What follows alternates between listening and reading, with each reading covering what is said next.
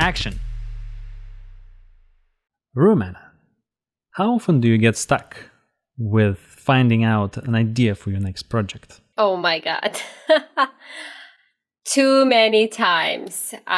Too many times that I'd like to admit, honestly. But I think that happens to any artist, any creator, You just try to think of an idea and then you might think, oh, it's not original enough and it's already been done, and you get into like existential crisis and you're like, I don't know what to do. All the time, in other words. That's exactly my point, and it's exactly my problem. And today I'm going to share the method that I invented for myself, and later Rumena will share her ways of coming up with ideas. So let's dive in. How do you come up with an idea? That's the most existential thing that you can ever imagine, as Rumena said. And there is one way that I use from time to time when I get stuck. Honestly, recently, since I'm writing almost every day, it's just a matter of habit. I don't really get stuck on an idea. I just keep pushing through it. But if there is this moment when I really feel like, oh my God, I can't come up with an idea. So what do? I get some brand new magazines. The magazines with the pictures. That's the goal, to have something new that you weren't exposed before, that you don't know. That's why they have to be the latest issues of any magazines with pictures. It could be anything from the National Geographic to more spicy issues. That's not the point. The point is to have images in those magazines, and the images that you weren't exposed to before. So once you get these magazines, you just place them in front of you, maybe 2, 3. I think it's a good number. You get a piece of paper, a pen, and you just start opening the pages of one of the magazines that you prepared for yourself. You open the page, you look at it about 30 seconds, and if any of the images spark something in your mind, you just write down like a one line. Okay, this is a man kicking the ball. And it's just a basic example, but can be anything. And it doesn't have to be exactly what the image is. So for example, you see a man kicking the ball in the image, but what you actually write is, I want to do sports more. Or I miss soccer. It doesn't really matter. It has to be really fast. You shouldn't really think about it. You just write it down without thinking. It's your subconscious working over there. Right line. Then you look at another page. Look at the images. Anything sparks joy or sparks something, write it down. Keep writing down until you have like 25 of those. Once you finish, you look over those and you pick maybe 3 to 5 that you think are the best. That's like the juiciest ideas that I have. And now is the creative part starts. You take one of those ideas that you love out of 25, so they're already great, and expand it into paragraphs. You write a paragraph for each idea where you add details. Maybe you add a character, like the person who kicks the ball, or you add the setting. It's he kicks the ball on Mars or on the moon or on a regular soccer field. You create the world. You start creating the world bit by bit. And once you have 3 to 5, then you pick one out of the 3 to 5 that you love the most. And that one you expand into a half page or a page, full description of the idea with all the details that you can add to that idea. And now you have basically a document that you can use to create anything really. You can make a short film out of it. You can make maybe even feature a TV out of it. You can write a novel out of it. But you already have the idea that you love, that you selected, that first of all sparks your, engine to make it because you love it so much. You pre-selected out of so many options, and then you expanded it in details. And now it's so much easier to start writing a screenplay specifically, if we're talking about writing short films or films. That's it. Have fun. Try that out. I'm telling you, it's amazing. and first of all, it's very easy, especially when you to like come up with all those 25 ideas in the beginning. Let's hear from Rumena. Let's see what she does to come up with an idea, especially when she gets stuck, as we always do. Like it's inevitable. There are some days when you do get stuck, even if you're the most prolific writer. So Rumena, tell us about your method and how do you approach this? Well, I don't have such an elaborate method as you do for coming up with ideas, although I should try your method because it sounds very fun and interesting. But the way I find inspiration is usually just from observing life. If I see some interesting people and interesting characters, or I hear interesting conversations in real life, or even from the news, I tend to memorize these things or just jot them down. I have this notebook for generating ideas where I brainstorm stuff and write down like just things that inspire me, like a line from some poem that I read, or a passage from a book, or something that I saw, a scene in the park. For example, we went the other day to the book signing with Werner Herzog, and in the line, this was in Culver City, and it was part of the American Cinematheque. So the line that was there, the line of people that were waiting, I mean, there were so many characters over there, just the way they were dressed. They looked like they're back in the 70s or the 80s. And I thought to myself, oh my God, there's so many interesting people over here that I can see myself including them in a movie or a show someday. So stuff like that, I just tend to just observe a lot, which I think every director should really practice that skill, observing life and situations and people and the way people talk and act in certain situations. And I brainstorm, I write these things down, and I try to then form them into more of like log lines and what the actual story could be. And then I test them with people. I read them to you and I ask, hey, what do you think? Do you find this interesting? Have you seen a story like this? I mean, granted, you're never going to be fully original. It's so hard to come with like fully original ideas because almost everything has already been made. But what will make it original and unique, because it's yours, and only you can tell the story you're going to tell. So the way I tell a story is going to be different than the way you are going to direct a movie, and tell that story. So yeah, but I do, my problem is, how do you stick to that idea? You get a few ideas, you have some great ideas, and then you pick one and you're like, okay, I'm going to write this film now. But sometimes it's so hard to stick to it, like the moment I hit like a wall, I'm almost like, oh, should I change it? Should I not? What do you think about that? How do you deal with that? Do you have that problem where, you have a hard time sticking to a particular idea and you want to switch to another one? Oh, yes. That happens every single time, it always. And I learned the solution to that. You just set yourself a deadline with some stakes. If you don't finish it by July 1st, you are going to give $1,000 or whatever is enough for you to someone, to someone that, especially to someone that you don't like, or organization that you don't like. That's really will motivate you for sure. Another way that worked for me is signing up for some kind of courses. UCLA has courses you can sign up, or like evening courses. They have 4-day courses, or you can just get a workshop. There's there's writers gyms, there's actors gyms, there's like gyms for like every creative type of process.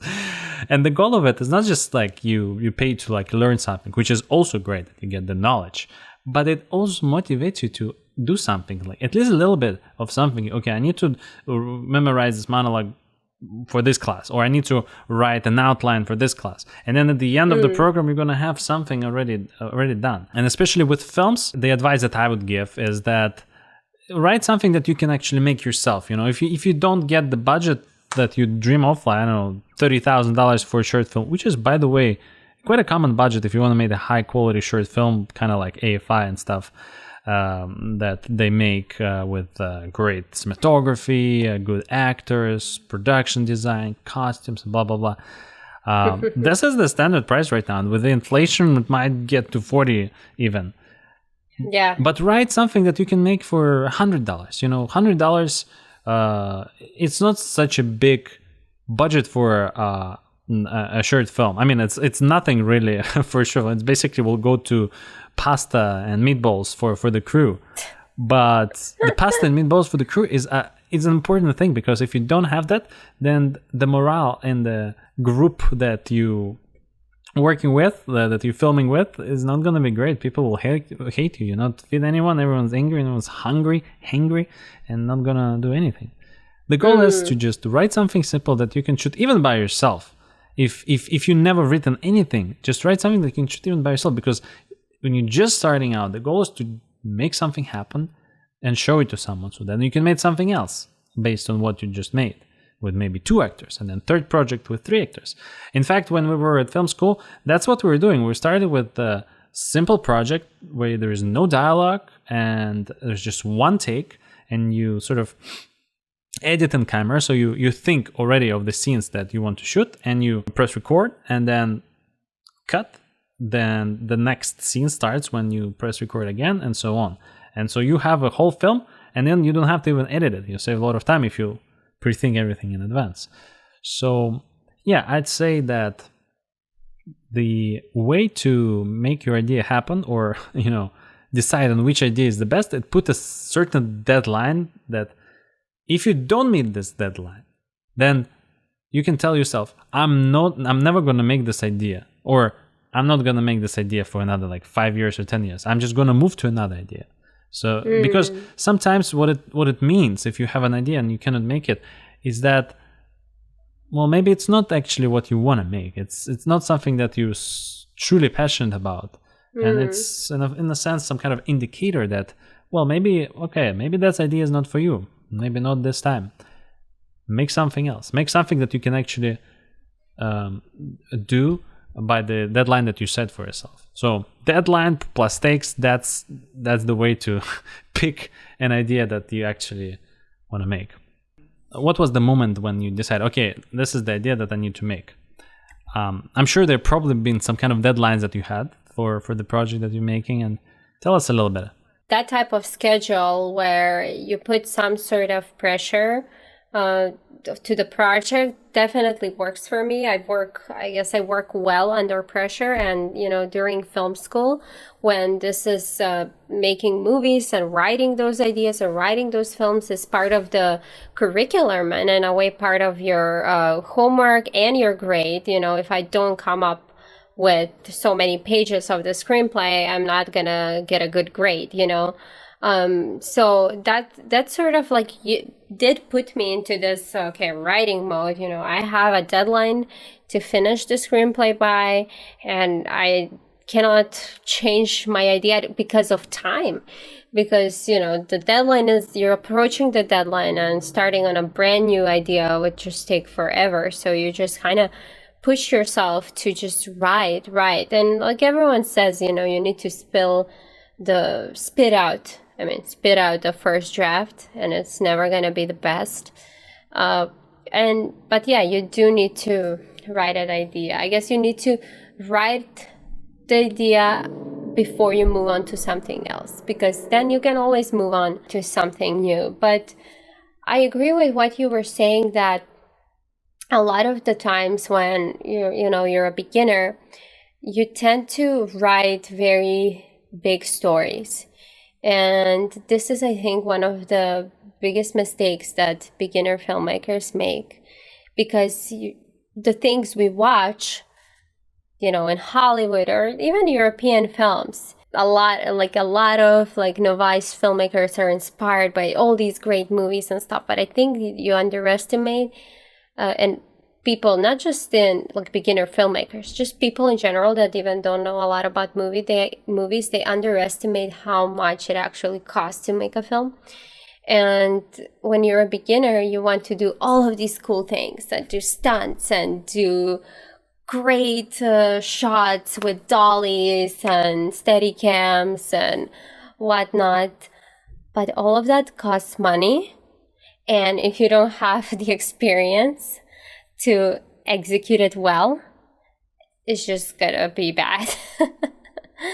And it's not worth it. It's much more worth it to write a simpler story where you can really practice the basic directing skills, than try to write something super epic like a fantasy, like Game of Thrones or whatever, or sci-fi, like all those genres that are really it require a lot of production design, props, and big sets, and equipment.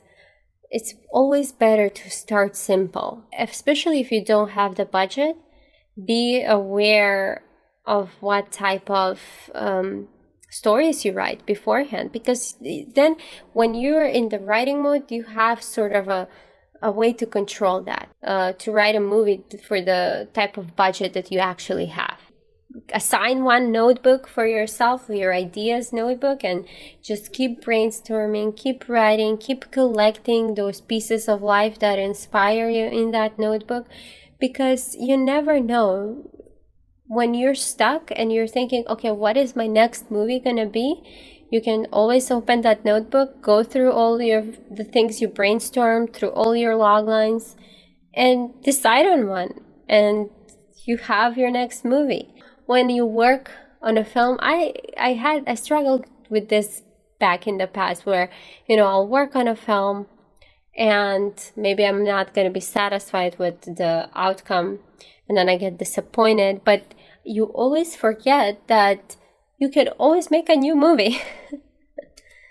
And the new one is hopefully going to get better, and then the new one is going to get better and better. And the more you do, the more you write, the more you make movies, the more you act in movies, you just get better in your craft. The more you do it, that's the only way to really just get better. There is more than one method coming up with an idea. I shared one, Rumena shared hers, but keep exploring new ways, because this is only one method that I use. For example, you can make it adventurous, discovering the ideas. It's kind of like a combination of what Rumena said: get out, look at the people, observe people, like what people wear, how they dress. For example, one of my favorite ways to sort of get out of there and absorb the information from the outside world for the ideas for my stories is to just get out of the house and kind of reset your whole being and just open your heart to ideas. And how do you do it? Just look at the world, be very observant, look at every single detail, and let the world guide you. So, for example, you see a sign, like a street sign, an arrow. Well, that means that you should go to the left if the arrow shows left. So then you go to the left, and then you keep walking. Then you maybe see a sign, call your friend, or something like this. It can be anything that specific to your area, and do it. Be open to what the world tells you, in a sense. And sometimes it can bring you interesting stories in and of itself. You can get into a story yourself that then will be so easy to write later. Keep your mind open to different ways of coming up with ideas, because this is the most interesting and joyful part of the process, because you still don't have to write in full details and watch the grammar and style and structure. It's just like a free brainstorm of ideas that interest you. It's fun. It's something that you will love to do, because then comes the next part, which we're gonna talk in later episodes, like writing and budgeting and all other things. Those things are gonna suck your soul.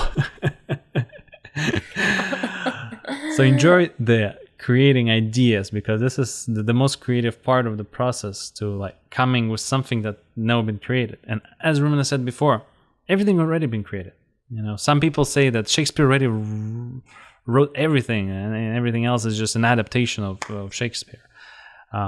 But that's true, because the world evolves, and it evolves based on something that was already created, and it's normal. It's normal part of the process to use other people's works, or for inspiration, or paintings, you know, music, observing nature, observing friends, observing animals, you know, even observing children. Children, until a certain age, they're very natural, you know. They probably the most natural that they ever be in their life, because they don't worry about the other people's opinion. They just being themselves, and observing them could give you lots of interesting ideas for your stories. And it could be anything from drama or science fiction. Yeah, so dear listeners, pick a method to come up with an idea. Whether you're stuck or whether you're not stuck, just start putting words on paper. And if you do it every day, you'll see that in a month or 3 months, you may have a full feature screenplay on your hands, or a TV play, or a short film, or maybe even anything that is not connected to that, like a novel. The goal is to start creating. The goal is to start putting first nuggets on the page. Make the first step. Thank you for listening to Rumikay Talks, and we can't wait to see you in our next episode. Thank you everyone for listening, and stay tuned for the next episode.